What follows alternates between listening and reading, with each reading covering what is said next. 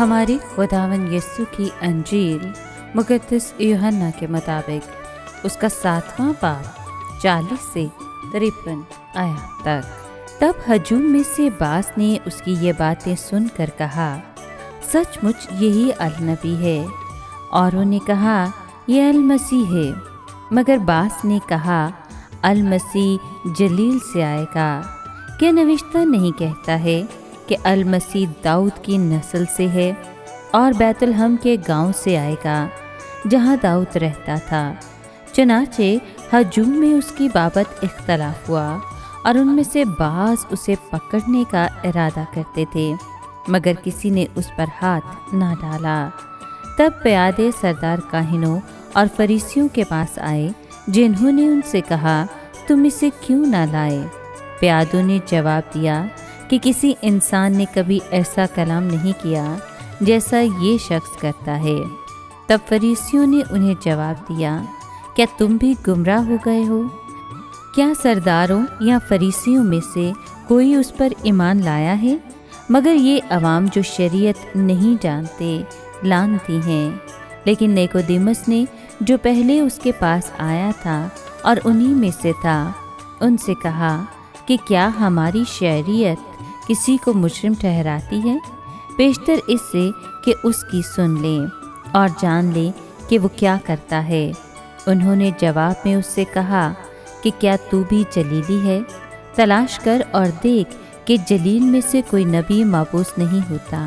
फिर हर एक अपने अपने घर चला गया। पाक कलाम के पढ़े और सुने जाने पर खुदावंद की बरकत हो, खुदा का शुक्र हो। अजीज दोस्तों, अदालत आलिया में हाज़रीन में से एक शख्स इस अदावत से परेशान था। उसका नाम निकोदेमुस था, जो रात के वक्त खुफिया तौर पर यीशु के पास आया था। यीशु ने उसके साथ असर नौ पैदाइश की ज़रूरत के मुतालिक बहस की थी। ये शख्स अब भी यीशु के कलाम के ज़ेरे असर था और उसके हक़ में सिफारिश करना चाहता था, लेकिन एलानिया तौर पर यह बताना ना चाहता था कि वो यीशु का तरफदार है।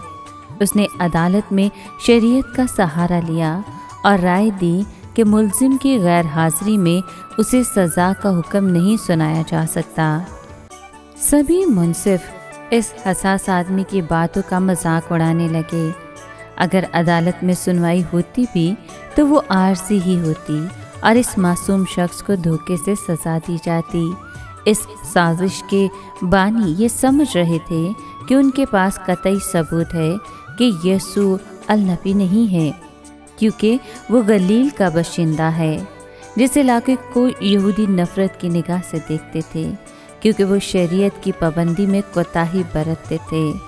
पाक नविश्तों में कहीं भी नहीं लिखा कि मौऊदा मसीह या आखिरी दिनों में आने वाला नबी वहाँ से बर्पा होगा।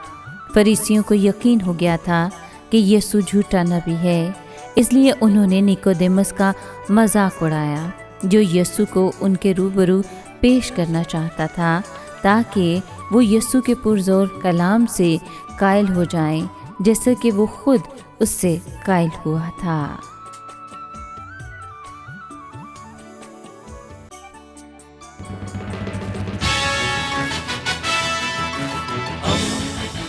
दोस्ती का पैगंबर, रेडियो वेरितास एशिया।